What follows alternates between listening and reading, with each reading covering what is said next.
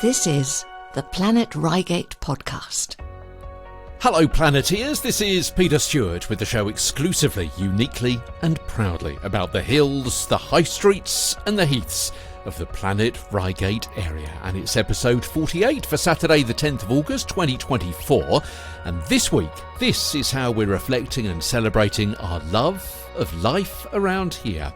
Well, this week we'll hear from 4 wonderful winners of volunteer awards locally.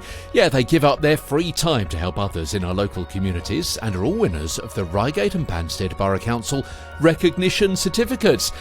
And as well as hearing about what they do and why, surprisingly, there are a few recipe tips in there as well. Intrigued? Stay tuned. Plus, in our news sequence this week, police investigate an attempted murder in Salford and a death in a crash on Reigate Hill. We answer your questions about the future of the Harlequin ahead of an extraordinary meeting of the council this coming week. We reflect on the closure of the main store in Redhill's Belfry and also mention some of the sales going on there at the moment and a new art display that is there in the centre until the new year. 120 homes are now likely to be built near Hawley, I'll tell you where. A warning about pollution in the River Mole and rubbish being dumped near Horse Hill. Extra help being given to parents of sick children at the hospital. And also there, a new summer house has been opened for cancer patients. News on more white lines and yellow lines, road markings on some of our more strategic roads, and an update on the road issues highlighted near the aerodrome. Plus, updates on Battlebridge Wreck and Merstham Wreck and Michael Crescent Playground. You can quiz national politicians at a BBC event in Salford, airing live. I'll tell you how you can get a free ticket. And news of the passing of a local farmer. You may not have known him, but you will surely know of his work. I'll tell you some of what John Shinner achieved in his long and fruitful life later on in the show. And in sport, we feature judo and football, RunReigate and the Reigate Triathlon.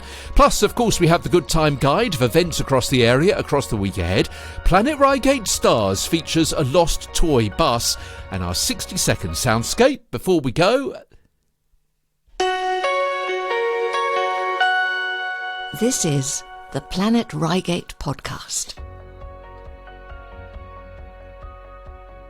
we have the Good Time Guide of events across the area across the week ahead. Planet Reigate Stars features a lost toy bus and our 60-second soundscape before we go at the end of the show. This week, from a train track in Reigate. This is the Planet Reigate podcast with Peter Stewart. First of all, talking about a few kind of catch-ups and some communications over the last week or so. Now, we've recently been talking, haven't we, about why Poole House in Bancroft Road in Reigate is called Poole House. And I suggested that there used to be a swimming pool there, but it was odd because there was another one just around the corner opposite the town hall in Reigate. We've had a flurry of stories come in over the last few weeks, but nothing concrete.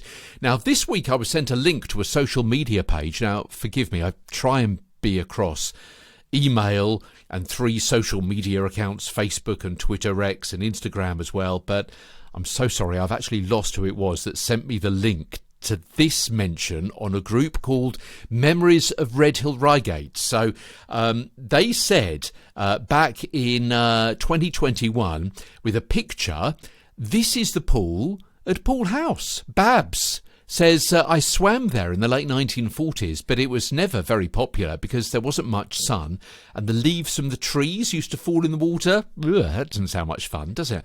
I don't know when it was built, but it must have been after Bancroft Road was built in the mid-1930s. I don't think it lasted after the 1950s. So Babs, who posted that back in 2021, thanks for that. And whoever it was that pointed that post to me a week or so ago, thank you. My apologies for misplacing your name. I do apologise. Now, I have uncovered some additional information on the pool in Bancroft Road. It was called, shall I tell you what it was called? Yeah, okay. The Majestic Pool. The Majestic Pool. Is that ringing a few bells? Are you tying up a few other things about majestic in Reigate? No, I don't mean the wine warehouse up Bell Street. Because when I was doing a bit of research, that kept coming up. But it's really interesting. I just need to tie up a few loose ends before I bring you more on that, hopefully in the next few episodes. So listen out for that. It's intriguing, it's fascinating, and I just love relatable local history where you can go, oh, that's the reason. Because when you live in an area, it's right, isn't it, that you just take it as that's what happens. That's how Reigate is. That's how Redhill is. That's why that road is called Battlebridge Lane, for example. But you don't necessarily think of the reasons behind it. But I have got some fascinating, I thought they were fascinating, and I hope that you will join me in thinking they were fascinating as well. Partly because I know that looking at the stats, when we do local history, they are some of the most listened to features on the show. So more on the pool in Bancroft Road and about Bancroft Road itself, because that's quite new, isn't it? Bancroft Road, relatively speaking, in the next few episodes. Plus, I've uncovered, so we've talked about the pool, haven't we, opposite the town hall. We've spoken back in the day, several episodes ago, about Donnings and why Donnings is called Donnings. So, Redhill, we're not leaving you out when we're talking about swimming pools. But there was another swimming pool that I alluded to, I think it was last week. We've got more on another swimming pool locally coming soon as well. Now, last week I also mentioned about a consultation by Reigate and Banstead Borough Council about parks and open spaces in the area and what you want.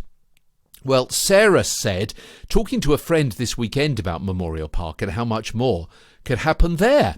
A community fete, a family festival, or the ice skating rink that Reigate didn't want.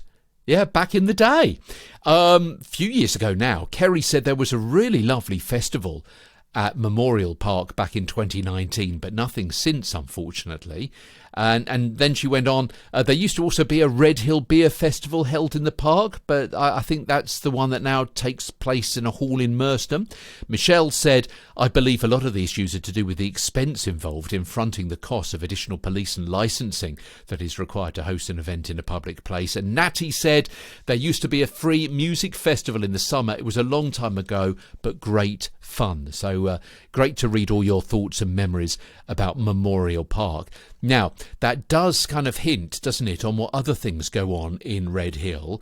And we got a special report a little bit later on. I posted this on Wednesday, in fact, on my Facebook page and the couple of We Love social sites about the Harlequin. Now, a couple of weeks ago, there was a meeting at the town hall about the Harlequin. A big decision is going to be made this coming week about the Harlequin. And I've read through the report and I've come up with kind of everything you need to know about the Harlequin and its future and the future of arts and provision of creativity and so on across the borough. I'll bring you that bit later on in the programme this week. However, what have I been up to this past week? I was beside the train tracks as a steam locomotive came through the area on Tuesday night. I've been on Reigate Heath recording some more about the history of the Heath. And that feature is upcoming. I've stored that. I'm looking at my big board of scheduling notes and about when different items are going. And I can see, that's probably going to be in September and another piece in October. Why might I be doing something about Reigate Heath? In October, November time. Okay, piece those two ideas together. And also on Friday night, after this is actually recorded, because it goes live on Friday morning, but on Friday night, or Friday afternoon, around about 4:30, I'm going to be at Priory Park for the second annual cyclocross event that we featured in episode 46. The Good Time Guide. Things to do and places to go on the Planet Reigate podcast. Hearing the stories from some of the area's great volunteers in a few moments' time after part one of the Good Time Guide. Don't forget to subscribe to the show on your favourite podcast app. You may have to look for the word follow, and then what that will mean is that every episode is automatically downloaded to your device. And of course, if you want to mention for your events, get in touch with me, hello@theplanetreigatepodcast.com, or you can fill out the form you'll find on theplanetreigatepodcast.com. Give me a couple of weeks' notice if you could. Okay, so Saturday, the Hawley Lions bookstall is going to be out on the High Street from 9 a.m. to 1 p.m. As well as books, they're also going to have some free children's toys to give away as well. So why don't you pop down there and see them? Summer of Sport Open Days activities on Saturday, and this is happening at the Hawley Leisure Centre. So they've got some taster fitness classes, spin, body conditioning, Zumba, Pilates, mindfulness, dance, fitness and power pumping as well, and also some taster swimming lessons as well. So it's on Saturday, and all the details you can find at better.org.uk/Hawley. Yeah, Better is the group, is the company, is the organisation that runs some of our local leisure centres. So better.org.uk/Hawley. Reigate Caves has another open day on Saturday. You can go to reigatecaves.org.uk to book, and also for prices and times as well. The Archway Theatre in Hawley presents Alive or Living, 2 one-act plays written and directed by Abigail Field and also by Jenna Simmons-Wood. Each piece provides a window into the effects of depression on both the person directly affected and also the people surrounding them as well. Performances at 7:45 on the 10th, plus a matinee on Saturday at 2 o'clock, so 2 and 7:45. And interestingly, both Abigail and Jenna were until recently members of the Archway's Young Adults Workshop. So they were performing, and Abigail, I know, has already started her undergraduate drama course at university, and Jenna has been involved in the stage management of several shows as well. archwaytheatre.co.uk, and tickets there are £12. And the Planet Reigate podcast is proud to be official media partner with the Archway Theatre in Hawley. For more information and booking details, go to archwaytheatre.com or phone 0333 666 3366. Now, just mentioning this as it's for Surrey's Air Ambulance, which of course is based in the Planet Reigate area at Redhill Aerodrome. There's a Heli Fun Day Surrey on Saturday at Lowesley Park. That's near Guildford between 11 and 3. You can meet the crew, you can see the helicopter up close as well. Various demonstrations, games and prizes and food stalls as well. Let's move on to Sunday the 11th. Charlotte says we're hosting an open day at our new coaching and healing centre in Reigate, COR Equine Centre. Charlotte says we're two sisters passionate about bringing the healing power of horses and the outdoors to others. Now, if you're interested in booking a coaching session or a professional passionate about the health and well-being of others, she says would be really interested in collaborating or simply finding out more about what we do, then please join us for a free open day. It's between 10 and 2. That's at Pettridge Wood Farm Stables. Now, that's just off Woodhatch Road, if you can picture it. Yeah. So just beyond the lakes, and if you're going from the lakes over to like the hospital direction, it's up there on the right-hand side. But RH1 5JJ is what you need to know. Pettridge Wood Farm Stables, RH1 5JJ. It's a free open day on Sunday between 10 and 2. And when you go along, tell them you heard all about it on the Planet Reigate podcast.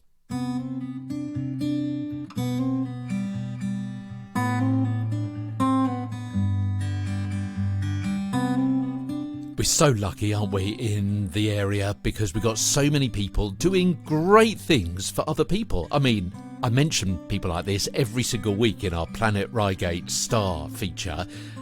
Local people who've done something really good. It's usually just a one-off, but there are some people who dedicate hours of their time every week, over months, over years, sometimes over decades, helping other people. They're running groups, they're giving support, they're lending their expertise, certainly their time and their experience and their goodwill. And a few weeks ago, there was a special presentation at Reigate Town Hall for long service volunteers, and we featured those a couple of weeks ago.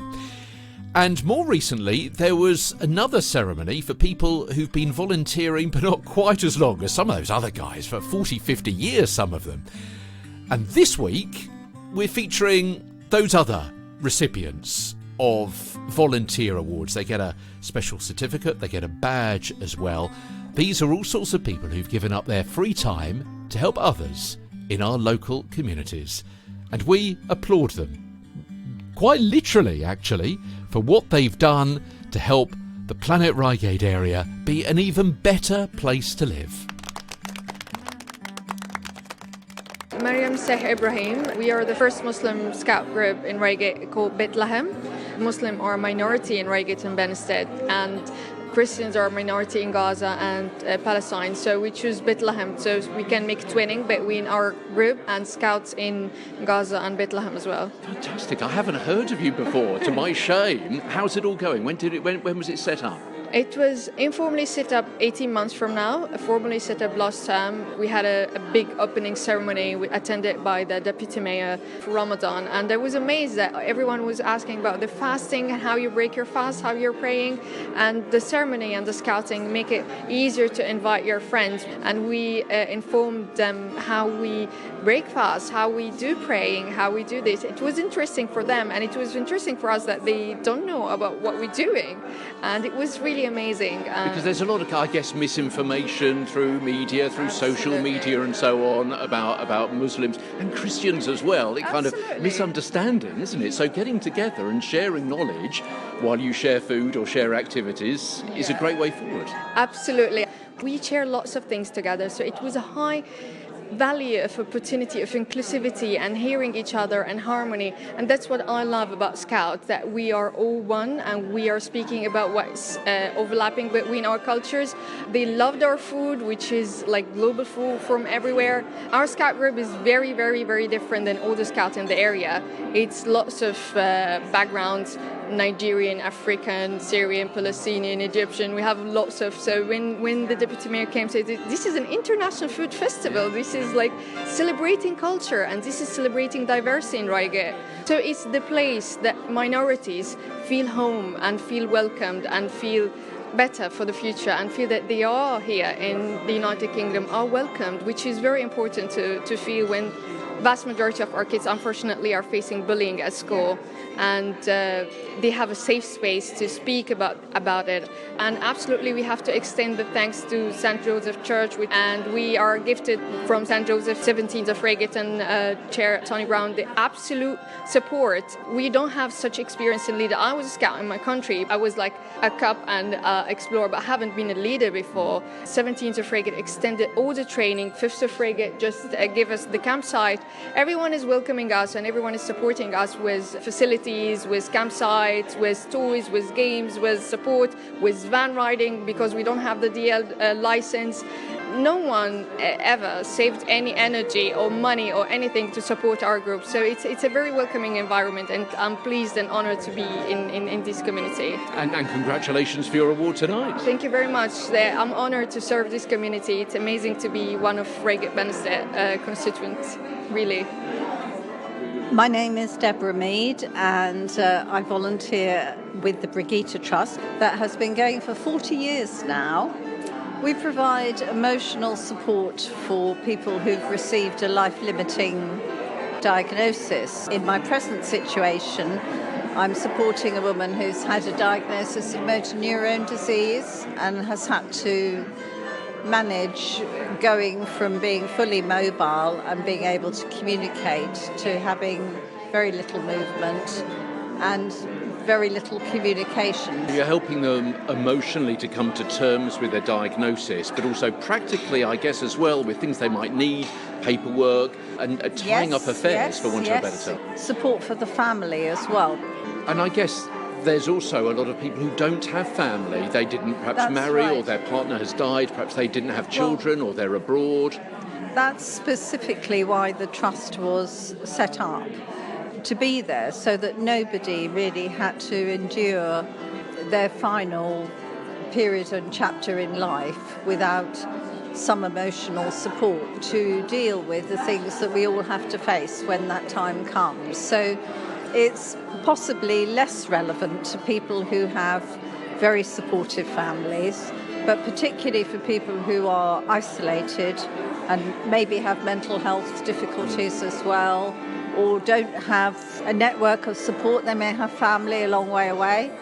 It sounds very important, it sounds very serious, but I guess you also have to have a few laughs as well, don't you? It can't just be all very emotional and serious. That's true, yes. I mean, quite often the time spent with the client might be revisiting memories, or it might be focusing on things which have given them pleasure or made them laugh. With one client I have at the moment, we actually just go back and find old programs on YouTube that she particularly enjoyed that we can relive, or music that she enjoyed, rather than actually exchanging a lot of words, because now we've got to the stage where lengthy conversations are just not possible. It's very good for identifying and finding precious moments in that person's life. And you can see in their response, what they enjoy, or what was meaningful to them, and revisit it. And hopefully that gives them some joy. I'm Emily. I got the award for a youth cookery course. I came up with the idea about a year ago, and Claire, the lady who nominated me, she brought it to reality. I do it because I love cooking and I'm looking to be a chef one day, and I did a cookery course when I was younger. My mum ran it actually, and I just wanted to further that and hopefully inspire another young child. To enthuse them about your joy of cooking and pass that on. Yeah. Well, it's a vary of ages, but it's just a group of people around Timperley and the area. And what kind of things are you teaching them? I showed them a few techniques, recipes and flavours.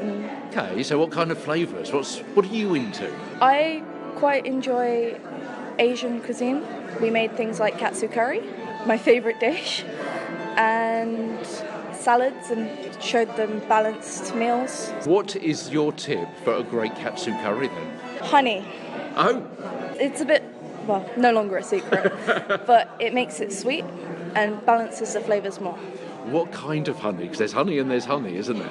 You're not going to say one of these Manuka honeys that's £20 a pot? No. Just any generic honey. If you taste it, you can balance it with more salt, and it works really well. That's part of the experience, isn't it? Knowing when you taste something, it needs a little bit more of this or less of that. Yeah. Most of cooking, actually, is balancing flavours, as my head chef keeps telling me. So what is it that you want to go on and do? You say you want to be a chef. What kind of place, what kind of restaurant or hotel or abroad? What's your goal? I want to work in Michelin star restaurants for a while and then learn more skills and move on to maybe owning my own restaurant. It's a hard life. I've seen Gordon Ramsay. There's a lot of shouting goes on. It can do, but if you find good restaurants and good team, it's like a family, so there's not that much shouting. Okay, shouting is probably an example of someone kind of not being able to manage a situation. Exactly. So I'm guessing if it runs properly, there should be no shouting. Busy, bit stressful, but no shouting. Yes, exactly. And what have the young people told you when they've been on your course? What kind of feedback have you had? Some people have researched more and asked to learn more skills. There's been one or two that have been really excited to further their knowledge. Oh, so you may be having some more chefs chasing your tail and coming up a few years behind you. Yeah, exactly. Well, congratulations. You must be really pleased and proud to have got the award tonight.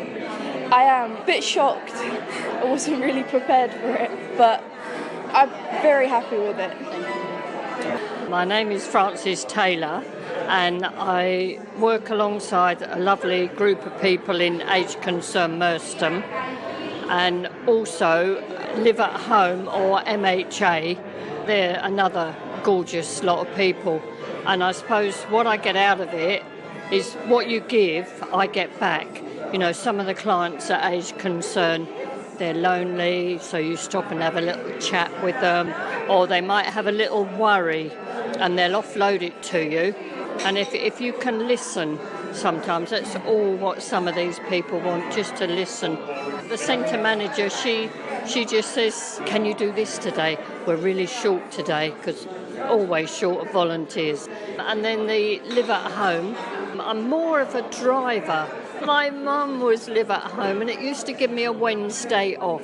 And I used to look after my mum full time all the time. So Wednesday off I just loved it. So I gave back to live at home by having coffee mornings in my house. And I have at least 25 of the clients, and I make all the cakes, etc. And then that helps them make money for live at home. So it's another form of me giving back what I received for my mum. Now, I've been told, as well as cakes, that your sausage rolls are a thing to behold. Now, tell me the story about the sausage rolls that you provide. I also volunteer up at Gatton Park. So when we had the volunteers party, each one of us would bring something.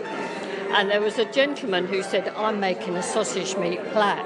So I said, oh, good, I quite make those. He said, yeah, but not like mine. And he sort of quoted, oh, I put Worcester sauce in it, and I put red onions. So I said, oh, well, in mine I put, and then I said what I put in. So we almost became a competition. Right. And then it was like whose was best. So he used to win hands down. So I thought, I've got to up my game. So then I put cranberries in because it was Christmas time. Well, that was the deciding factor.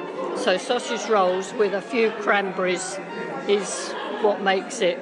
That's the secret. Now, we should say that after the presentation of awards tonight, people have had drinks, and also if we turn round, there's sandwiches. In fact, you've got some here on your plate, and kind of chicken nuggets and cocktail sausages and bits of Rocky Road and so. I can see some sausage rolls there. Now, they don't look much, do they? No, they're from a local supermarket in Reigate. Oh, are yes. they? Gosh. Yes. Well, bypass those, shall we? They look a little sad. I don't think they haven't got cranberries in, have they? No. But yes, let's put it this way. I'm guessing the council's money is being well spent, isn't it? By going to a supermarket. Keeps the local economy up. Absolutely. Now, I've publicised quite a few things on the podcast with Age Concern, MRR, which is Merstham, Redhill, Reigate. That seems to be quite a thriving organisation, quite a thriving group. It's thriving as far as we've got members, and we've got some really lovely volunteers. We always need more. Volunteers is our, because you go out on the bus, you're an escort. And then funding. The money just seems to fly out the door. So to raise the money, we do a once a month charity shop. Everything's hung, everything's beautiful. The donations that we get, with labels on, brand new things. So the last one that we've just had, we managed to make quite a lot of money. That helps you tick over for a few more weeks, yeah. Yeah, but it's ongoing. We had a couple who were 70 years married, so a beautiful bunch of flowers was bought and everybody had a glass of wine, but all that has got to come out of the funds. Where are the sales usually held? In Weldon Way in Merstham, just down from where the Motorhouse Doctors is, right near the football club, just to give a few pointers. We do get a good clientele that comes, but obviously we'd like more to come to the charity shop. And someone said to me recently that the thing is that people forget that old people didn't arrive as old people. They've got a background, they've got a life, they had youth, they had families, they had careers, and they did exciting and fantastic things. Do you know, there was a lady I was talking to the other day, and she was a fisherman. Well, when you saw this lady that struggles to walk and, had one or two health problems, and she was so interesting what she caught in the past, where she fished. And they've all got a little story behind them. Another lady, she married, got loads of grandchildren now in France, and she names them all, and she's 100, just coming up to 101 this Christmas. And they're all got a story of their own. And how they've perhaps lived in the area. Obviously, they may have moved into the area more recently, but perhaps they've seen so many changes in the borough. Lots of them were the fallout from London, because we used to call that the GLC estate, which is now more or less run by Raven. And so they came down from London when I was just a little girl, and they were the most delightful people. And some of those originals, a top end of the 80s and 90s, but they're the salt of the earth. They mingled in what we called was South Merstham, and it will always be the new estate, 60 years old. but they were just marvellous people. You know, real Londoners, the real Cockneys, and yeah. And that generation is slipping away. It is now. Yeah, you've got the new generations and that coming in. Equally, like some of the young people here tonight, they're just wonderful. Some of them. Well, it was fantastic, wasn't it? Their whole breadth of experience and volunteering and dedication and giving time and expertise and differences of ages as well. They were so young, 17, and the two girls, well, I don't think they were much more than 17, 18. And to give up all that sort of time, so they were smashing. Yeah, really nice. So it must give you, even though it's perhaps difficult to get volunteers for your group, it must be nice to look around at an event like this and know there's a lot of volunteering and good stuff that goes on in the area. It's a massive eye-opener, watching what people do, other people do. And, it actually humbles me when they're working with people with learning difficulties, different skills. You need so many different skills. But, yeah, honestly, it was wonderful, lovely experience. Yeah, I was very lucky to be here. Well, congratulations. I'll let you taste one of those sausage rolls. No, it's all right. I'll bypass. I told you there were going to be a few recipe tips there. And what is fantastic, what really got me is, and I suppose you would expect this from volunteers, and you probably know some volunteers in your area. You probably are a volunteer yourself, because I know so many people are. But weren't they all absolutely lovely? Weren't they superb people? I was going to say young people, not all of them were young. I won't mind me mentioning that. But and so wonderful about each other. As we've just heard, the young people and how the other people do volunteer. I don't mind doing my volunteering. My volunteering is much easier than their volunteering over there. Those are the people I really respect. Those other people. It was heartwarming. It really was. So I hope you got something out of that. I know I certainly did, being there on the evening, about 10, 14 days ago now. You can follow all of our features because we split them up and we give links to those so you can hear them individually. If you follow us on social media, we're on Facebook, we're on Twitter X and Instagram as well, so you may want to hear us there. And what I mean is that if you follow our posts during the course of the week and we put out links, then you can tap on the link and press play and you just hear that particular feature rather than the whole show, because I know we're all kind of tight for time, aren't we? Alternatively, in our show notes for the actual podcast, got all the timings there so you can scooch through specifically, I should say, to the feature that you want to hear that particular week. We've got our Planet Reigate Stars featuring a bus. We've got our 60-second Soundscape featuring a train. But now we've got our news and sports sequence on the Planet Reigate podcast. Well, first this week our thoughts go out to the family and friends of the person who died after an incident on Reigate Hill Tuesday afternoon around 1 o'clock. It's understood involved a pedestrian in his 60s and a car. 3 men were arrested on suspicion of causing death by dangerous driving and failing to stop at the scene of a collision. Police are appealing for witnesses. And 4 teenagers have been arrested on suspicion of attempted murder in Salford. Officers were called to an address on Brighton Road early hours of last Thursday morning, the 8th. The victim, a 17-year-old boy taken to hospital with stab wounds. 4 people, a 15-year-old boy, a 16-year-old boy, a 15-year-old girl and a 16-year-old girl have all been arrested on suspicion of attempted murder. Police now looking to speak to anyone who might have been in the area at the time. So they ask, were you driving through Salfords in the area around Brighton Road between 1am and 1:15am? So again, we're talking about Thursday morning the 8th. Do you have CCTV, dash cam, helmet cam footage that could help them?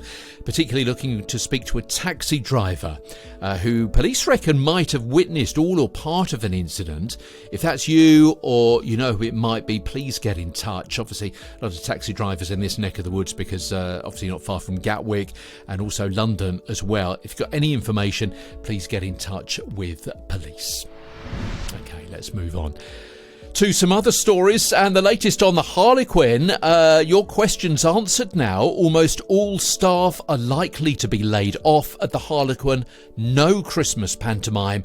And the council says, quote, we do not expect to be able to reopen the theatre in the foreseeable future. Of course, all that after that crumbly concrete was found almost a year ago now. Why am I telling you this now? Well, a report which is going to be discussed by the council this coming week, what's called an extraordinary meeting, shows the impact the closure has had in cultural and financial terms, and also sets out the council's plans for the future. So here at the Planet Reigate podcast, I've read the proposals, and here's what you need to know. The questions have been voiced by artificial intelligence. What is the background? Well, on the 27th of September 2023, following the discovery of wrack, the crumbly concrete, in the Harlequin Theatre's auditorium ceiling and other places as well, the council immediately closed the building. There was a non-intrusive visual inspection of the site in October 2023, instructed by the managing agents of Warwick Quadrant on behalf of the leaseholder of the entire site. The council's insurers agreed the building should close on health and safety grounds. What more do we know about the safety of the building now, in August 2024? Well, not much, to be honest. That's because other buildings around the country, such as hospitals, schools and police stations, have had priority on the limited expertise available for these kinds of issues. However, a meeting was scheduled on the 7th of August this year, so just a few days ago, with the leaseholder and the managing agent of the Warwick Quadrant, and with surveyors to plan more detailed survey work. That will inform decisions regarding the future of the theatre, and we'll hear more about what they discussed at a public meeting this coming week. But it should be noted that a more detailed survey has not actually been done yet. Why might there have to be staff cuts? Well, 7 options are contained in this report that's going to be discussed at that meeting, but it seems likely that there will be, quote, a substantial reduction in the Harlequin staff team. That's partly because, put simply, money is running out. The closure has meant there's been none of the regular income from hires of space at the Harlequin, and without that, its council budget that should last until April next year is actually going to run out in early October this year. So for the past 6 months, some of the staff have been redeployed in other parts of the council, but they've been providing extra help rather than filling vacancies.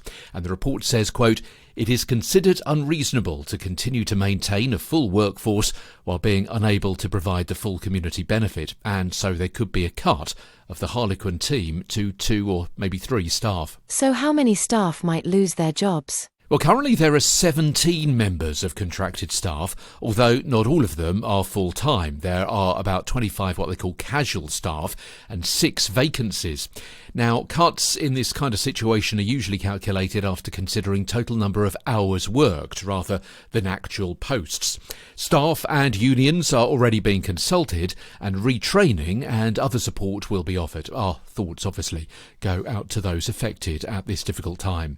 But won't making people redundant actually cost the council money? Well, yes, and not only those costs, but also the costs of stopping contracts with companies the Harlequin has been working with. But those unexpected costs are all being factored in. What will the staff that stay actually be doing? Well, they'll be focusing on delivering a business case for a medium-term cultural offer for Redhill for 25-26. OK, so the theatre remains closed, but what about a pantomime in Memorial Park again this year? There'll be no big Christmas event this year, similar to the Big Top Panto in Memorial Park last year. The report says that event, quote, did require the council to incur substantial unbudgeted costs. Now, the council report says, quote, it's not feasible to deliver a pantomime show in 2024 due to the costs and logistical challenges of delivery without a theatre venue, along with the risk of low ticket sales making the show financially unviable. Apparently, the possibility of a smaller scale Christmas show has been explored, but it would, they say, quote, present significant operational challenges and an additional budget requirement. So it seems unlikely. What about the pop-up in the Belfry? Will that carry on? But of course, since the closure, the Harlequin team has had a space in the Belfry for some live performances and meetings, but the council's short-term agreement for that space is expected to end within the next few months. What about the events at Castle Grounds this summer? Surely they've brought in some cash? Well, not enough cash has been brought in from those, it seems. The report says, quote, it provides a positive cultural offering, but alone is not a sufficient Harlequin offering in terms of cultural variety or financial viability. Is Redhill guaranteed to be at the heart of the borough's arts and culture while the Harlequin is closed, or into the future? Well, no, not necessarily. The report just says it's looking at a business case for a medium-term cultural offering for the borough, quote, based in Redhill if possible, unquote, and that it will be, quote, no longer be based in Warwick Quadrant. Well, over the next several months, staff will be looking to find what they call, quote, a venue for a cabaret-style performance space or possibly a partnership with a local school. It looks as though we might lose all sorts of culture locally. Well, undoubtedly there will be a reduction in culture and arts offered locally. But it should be remembered that legally, under the Local Government Act of 2000, the council has a duty to promote the social, economic and environmental well-being of its area, and that includes some cultural activities. And the council says, quote, in the longer term, the ambition would be to have a cultural offering which is at least cost neutral, or indeed surplus generating, as originally planned for the Harlequin. Councillor Nadine Moses, Executive Member for Sustainability and Leisure, is quoted as saying, our commitment to providing an arts and cultural offer in the medium and long term remains strong. However, while the theatre is closed, we need to rationalise our costs and focus our efforts on delivering future options. The council says it cannot at this time commit to retaining the Harlequin as a cultural centre for the arts in the heart of the borough, mainly because it doesn't have the full information on the extent of that rack or the feasibility, timescale or costs of any repair. That meeting we've mentioned already that has already happened on the 7th of August should make things clearer, but again it was only to discuss plans for more detailed survey work somewhere down the line. We'll hear more next week. I have an opinion on all this. How can I be involved in decisions? Well, the council has said, we propose to engage with local stakeholders, including existing and potential users of art and cultural spaces, residents, customers and others, in developing the offer. Now, an action group of concerned residents has also been set up, and East Surrey Performing Arts have also been very keen to have their voice heard on the plans. You have mentioned a council meeting when all this will be discussed. Well, discussions will be had and decisions will be made at a council meeting at 6:30 p.m, Thursday the 15th of August at the Town Hall. You can be there in person or watch online. Now, the public gallery was full last time, the Harlequin was discussed, so you may want to watch online instead, and you can watch the webcast via the link which you will find on the council website, or you can contact me at hello@theplanetreigate.podcast.com for that link. And if you want to read the report in full, again, contact me if you can't find that on the Reigate and Banstead Borough Council website. Well, I hope that was of use and of interest ahead of the council decision this coming week, so you know the background to that. And certainly people on social media have said that it was useful to see it kind of broken down in that way. If you want to read that, check out the post that I put up on Wednesday afternoon on my page, the Planet Reigate podcast on Facebook.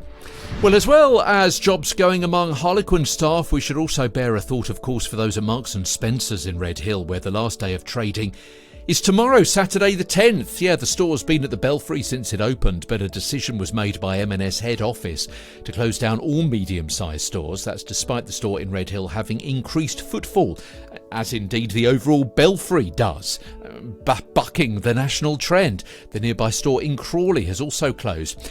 But it is understood, mentioned this a couple of weeks back, that M&S, which has a small food hall in Reigate, of course, is looking for a site for a larger food hall somewhere in the Redhill Reigate area, which potentially could mean the closure of the branch in Reigate. But again, our thoughts with the Redhill team, whose last day of trading is this weekend.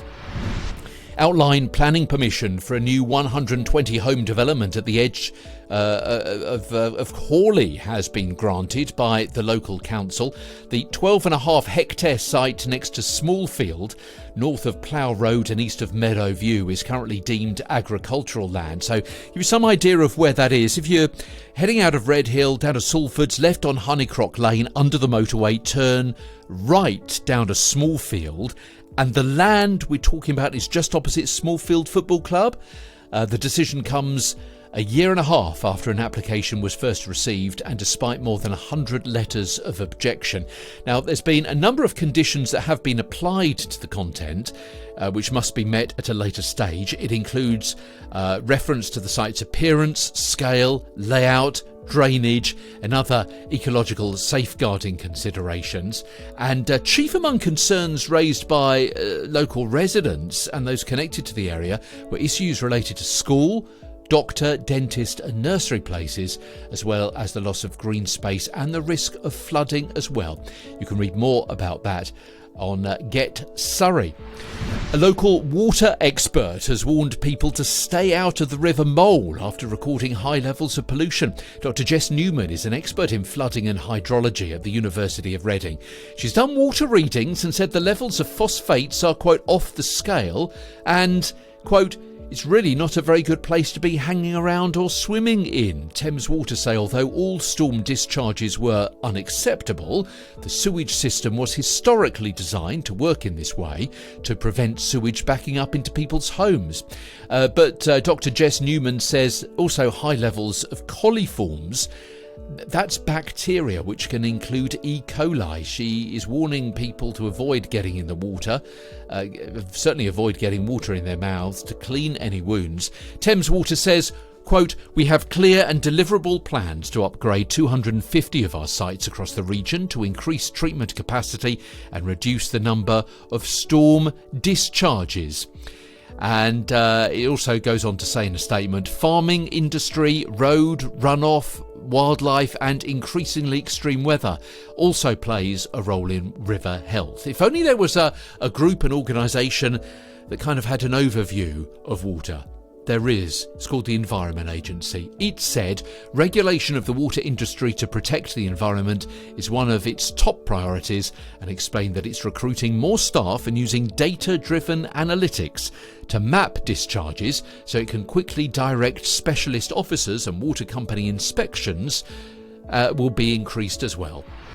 Okay, spotted on social this week, waste being dumped in a field called Crosswinds. It's on the border of Reigate and Banstead, between Horsehill and Colindine Lane, and the claim of, quote, systematic illegal dumping of rubbish, heavy-duty machines and endless loaded lorries, according to that site on social media. I should also say that the person who posted that on social media anonymously has also contacted me here at the podcast independently.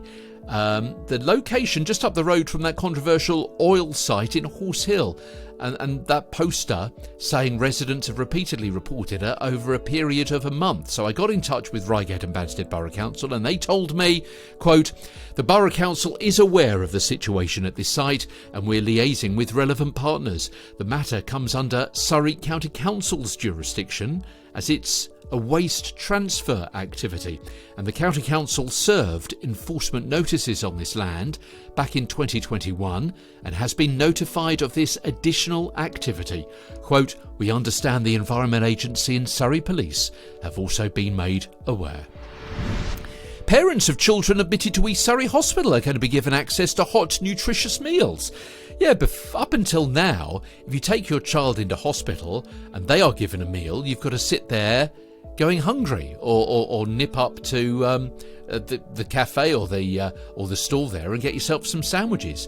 But now Surrey and Sussex Healthcare NHS Trust, which runs the hospital in Redhill, is one of 15 hospitals to roll out a programme by NHS England and the Sophie's Legacy charity. That pilot project has been made possible through a £5,000 grant from the charity. Tina Hetherington is chief nurse at the trust and said the initiative would improve the overall hospital experience for families during what can be a challenging time. And a new summer house has been opened in the garden of East Surrey Hospital, Macmillan Cancer Centre, funded by donations to the SASH Cancer Fund.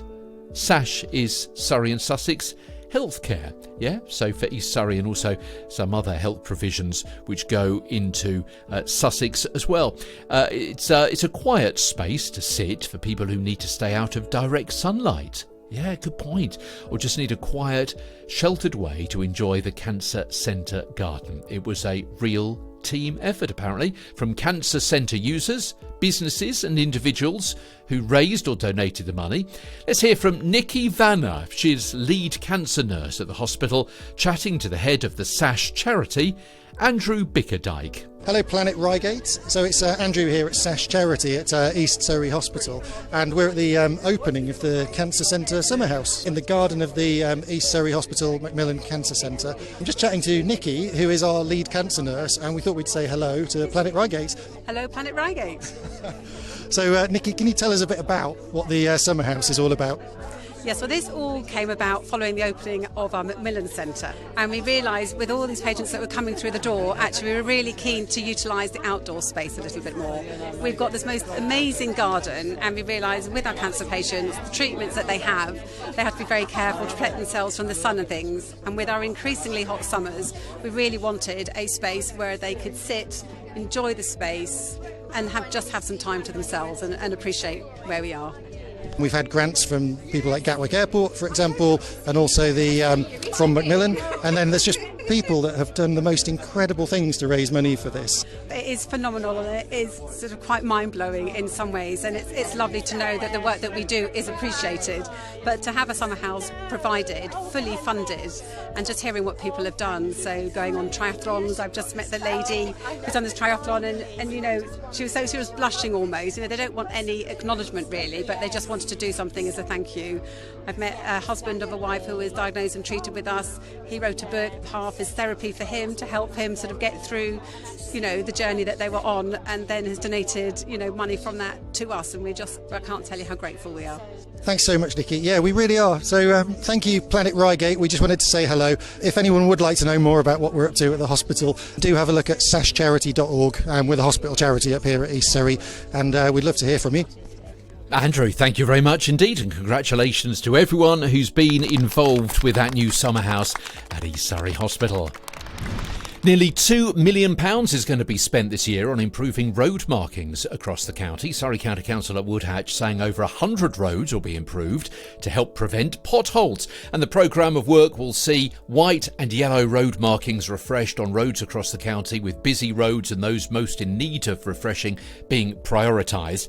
So which ones are local to us? Well, it's going to include the major motorway junctions: Junction 8 at Reigate, Junction 9 at Leatherhead, and Junction 6 at Godstone as well. Let's continue talking about roads, and update from episode 44, and last week as well. Remember Martin Pitchley is a local driving instructor, saying that the roads near the test centre at the aerodrome were too fast, verges were too overgrown, signs were missing or obscured, poor road markings, and he just felt it was unsafe and certainly unfair on drivers being examined.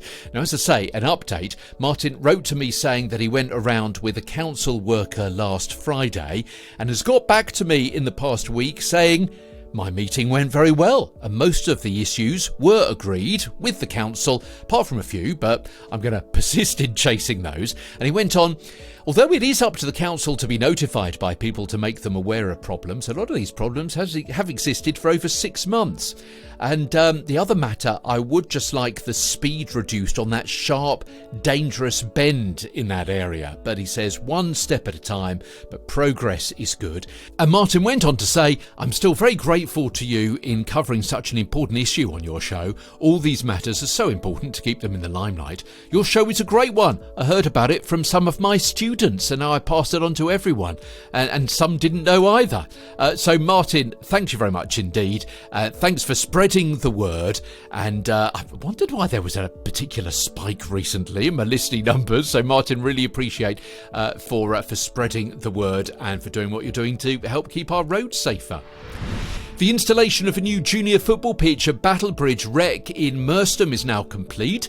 The disused bowling green has been converted and extended to create a pitch for the under 9s and 10s. Grass has been reseeded, and the establishment will continue over the summer in readiness to be enjoyed next football season. Yeah, I was there a few weeks ago and I thought, what's going on here? And then I put two and two together. Yeah, Peter, you have actually been mentioning this on the show, so it's really good to see that coming to fruition. And there's been good progress on the project to upgrade Merstham Rec as well.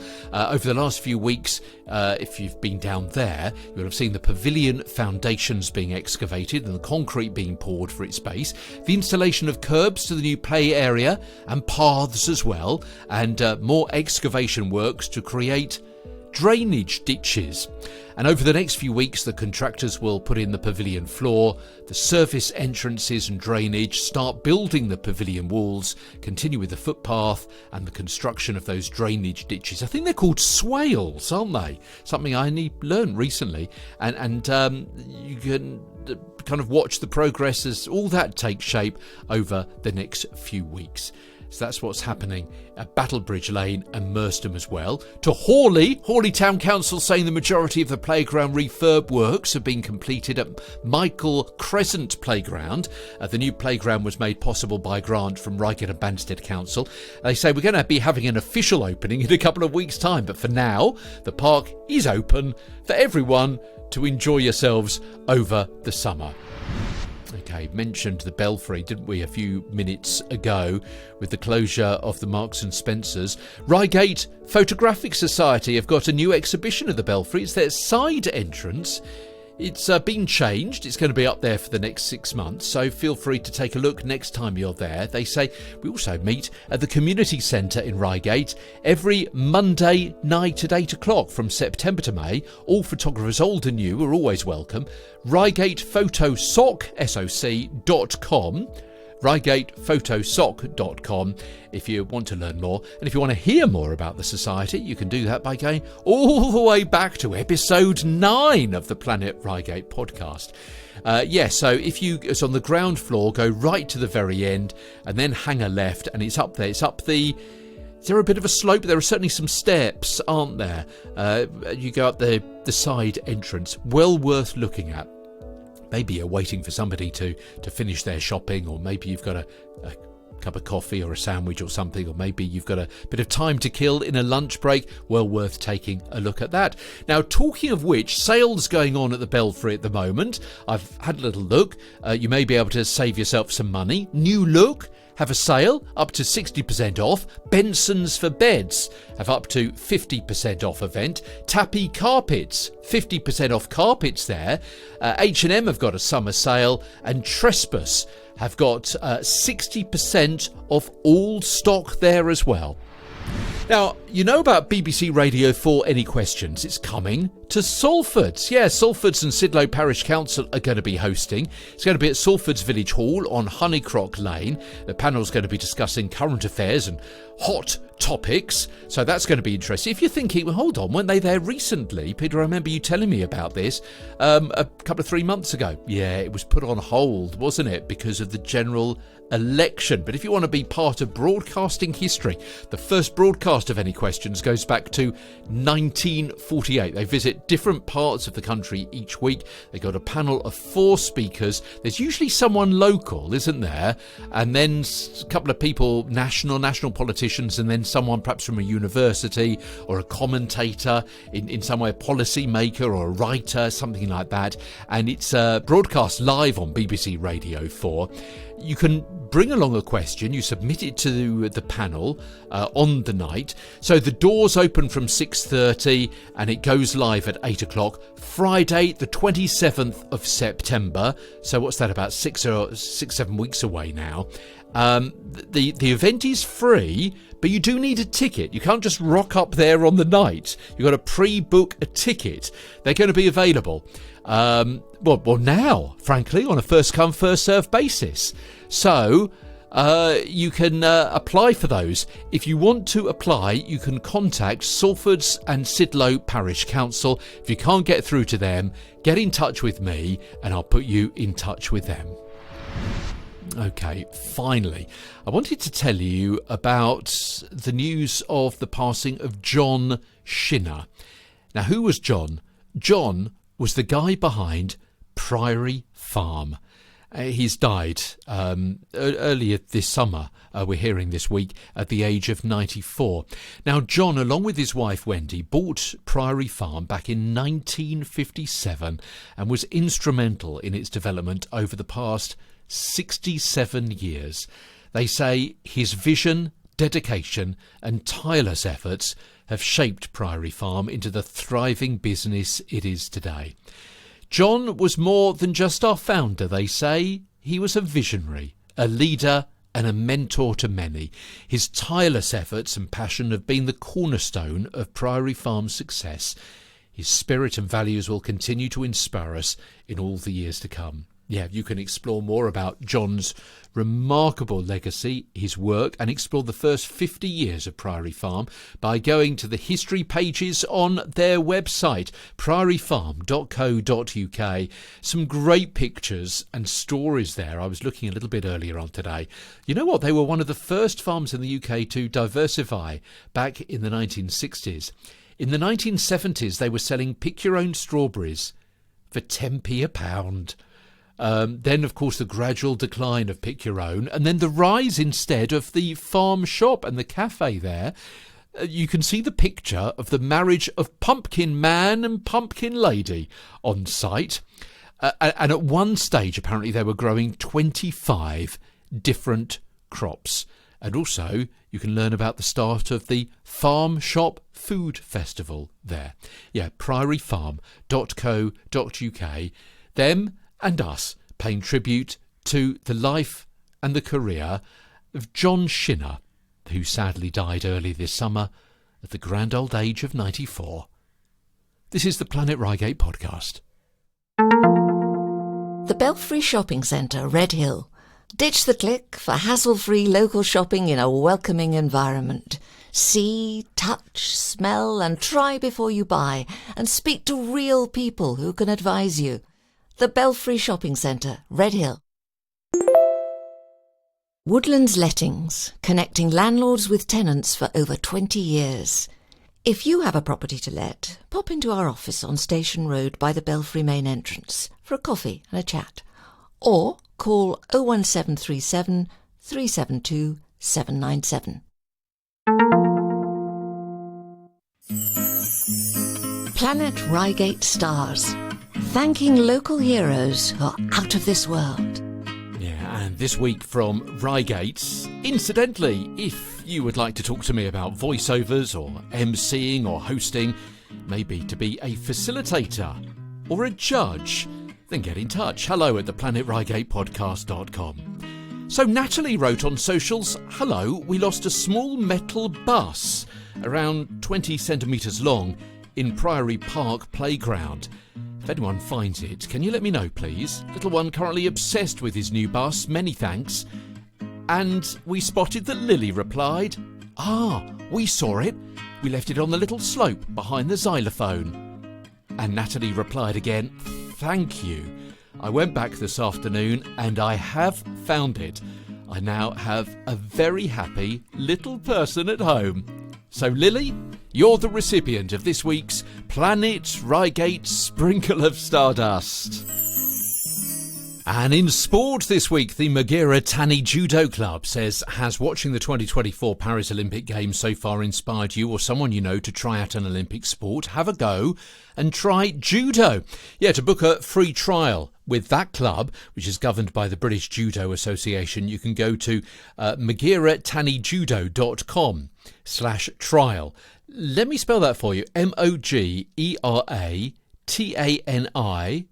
and then JUDO. Now, their sessions are held on Wednesdays at Live Village Hall.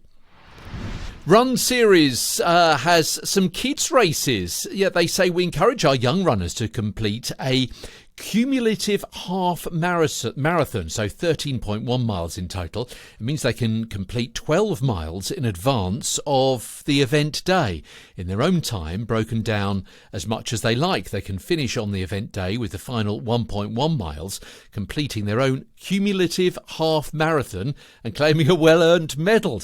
So you can sign up and you can download and print out a tracker to add up those miles before the big day of RunReigate, 22nd of of September, runseries.co.uk, and then search for Run Reigate. As they say, 13.1 miles or 1.1 miles, do it your own way.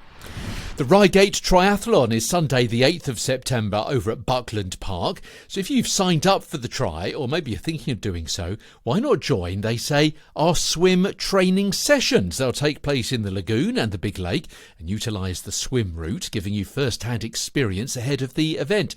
So they'll cover things like getting into the water, how you do that.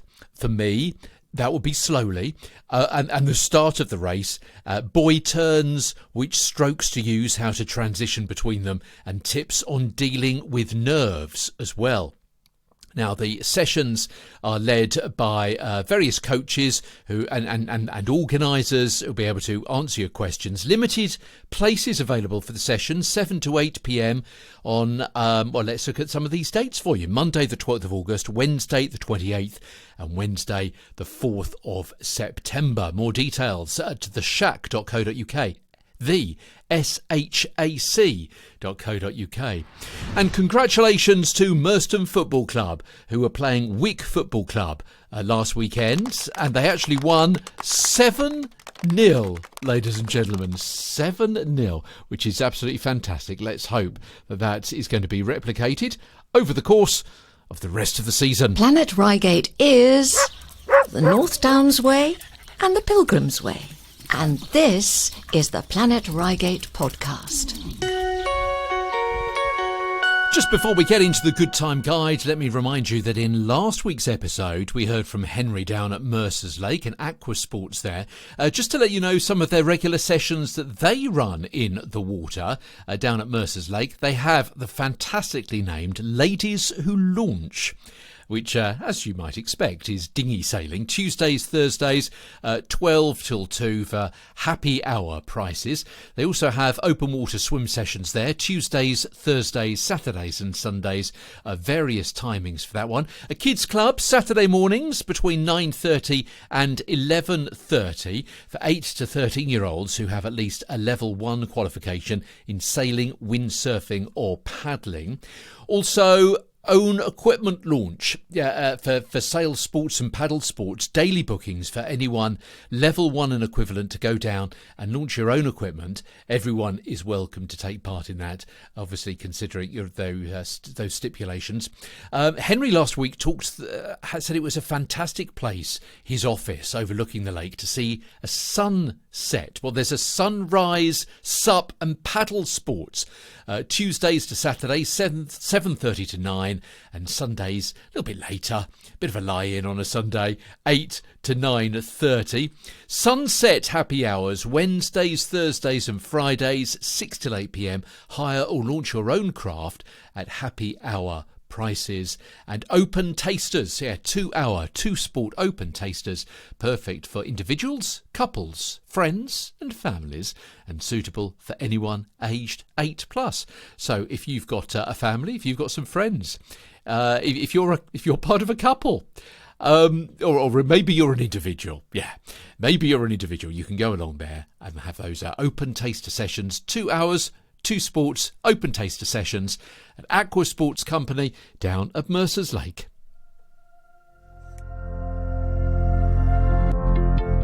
The Good Time Guide. Things to do and places to go on the Planet Reigate podcast. Yeah, you can get a mention 7 days before the event, or you can get more mentions and early mentions to get those early ticket sales with one of our Planet Reigate supporters packages. Ask me for more information. Hello at theplanetreigatepodcast.com. Join the fun at the SCTA Theatre Academy's Musical Theatre Summer Holiday Camp. And it's the 12th to the 16th of August at St John's Primary Schools for 4 to 13-year-olds. Singing, dancing, acting and making new friends. Daily workshops, fun games and activities, arts and crafts sessions, and all materials are provided. Bit of an awkward one to get details. It's forms.gle and then a whole load of numbers and letters. But I tell you what, for more information, get in touch with me and I'll put you in touch with them. Or you can go to info@sctatheatreacademy.co.uk.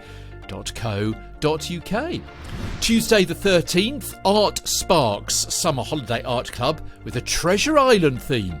Thursday 14th and 15th of August, 21st and 22nd of August as well. A watercolour community space, £35 a day, 9 till 3. KimVenter at gmail.com, KIMVENTER at gmail.com for more information on that. Camp Marshall X have a kids multi-sport summer camp going on for ages 4 to 14. Basketball, dodgeball, football, arts and crafts, cricket, martial arts, archery, tennis, rounders and so much more as well. Office at campmarshallx.co.uk. It's happening at Reigate Priory Junior School on Bell Street if you're interested in taking part with that. Also on Tuesday, 10:15 to 11:15 at the Posadero Lounge in Redhill, opposite the Belfry. Go along and meet new people, have a chat, teas and coffees available. CDs, jigsaw puzzle swap, book swap as well. You go along and you take away. It's all been organised by the U3A. It's to get people along to meet other people, learn, laugh and have fun and learn more about their activities as well. U3A is the University of the Third Age.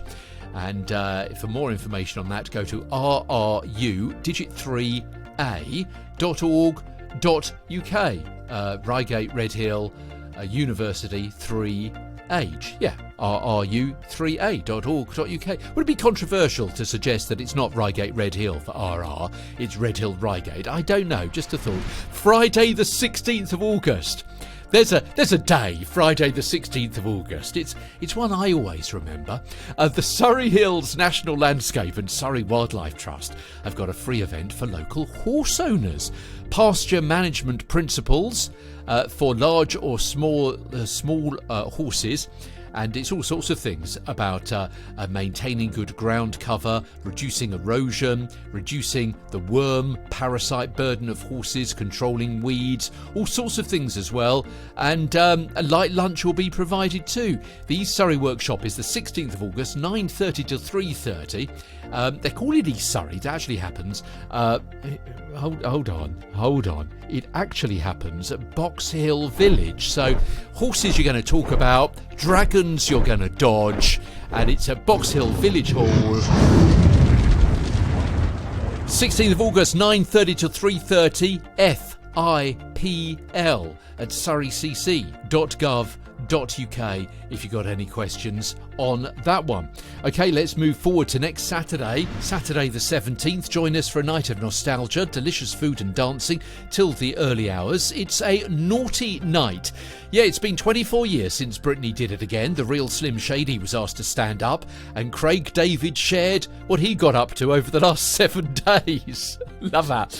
So dust off that velour tracksuit and that unnecessarily large belt and grab your Naughty's Night tickets at ReigateManor.co.uk for details on that one. And that, ladies and gentlemen, concludes our Good Time Guide on the Planet Reigate podcast for this week. One more thing to do before we go at the end. Well, hold on, I've got to play the jingle first. The 60-second soundscape. Local natural sounds, uninterrupted.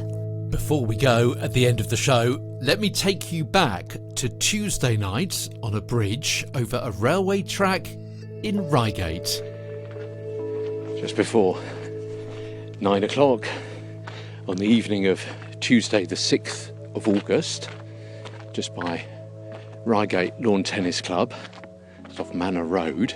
I'm waiting for the 7000 Britannia to come through the area, hauling the Sunset Steam Express.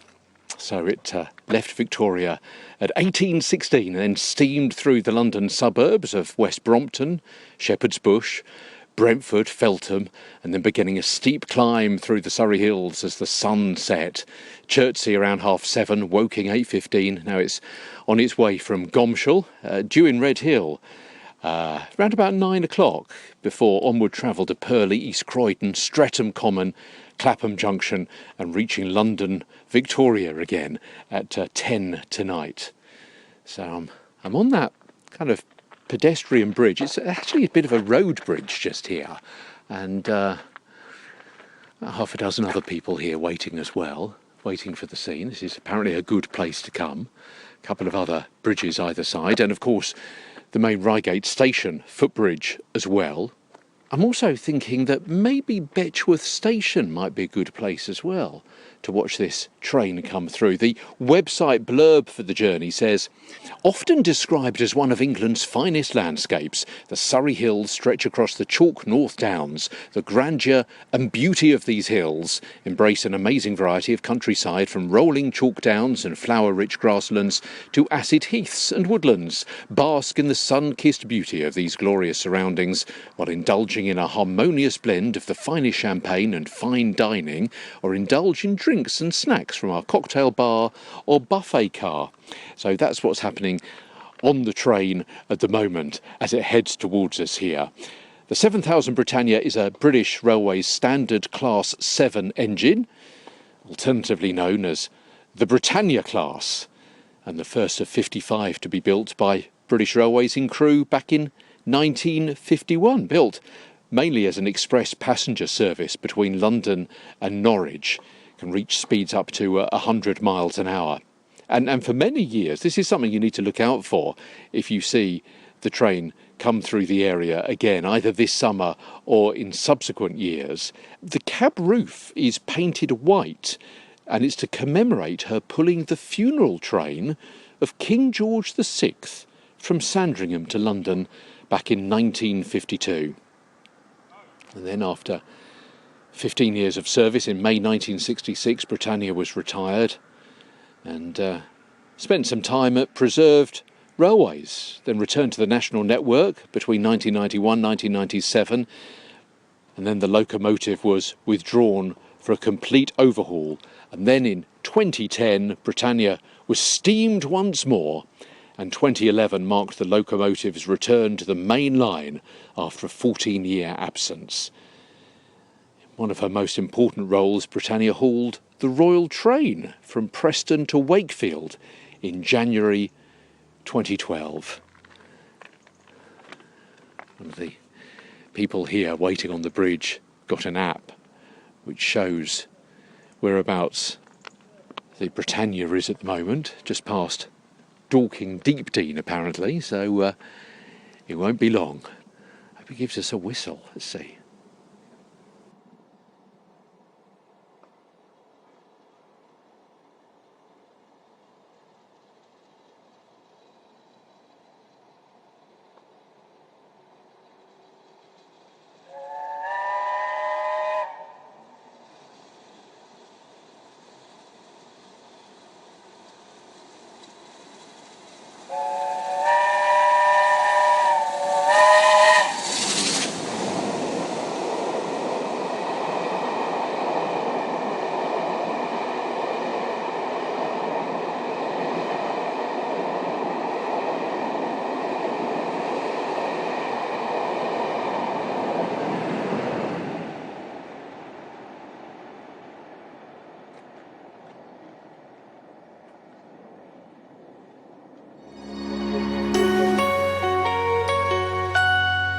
The Planet Reigate podcast was produced and presented by Peter Stewart.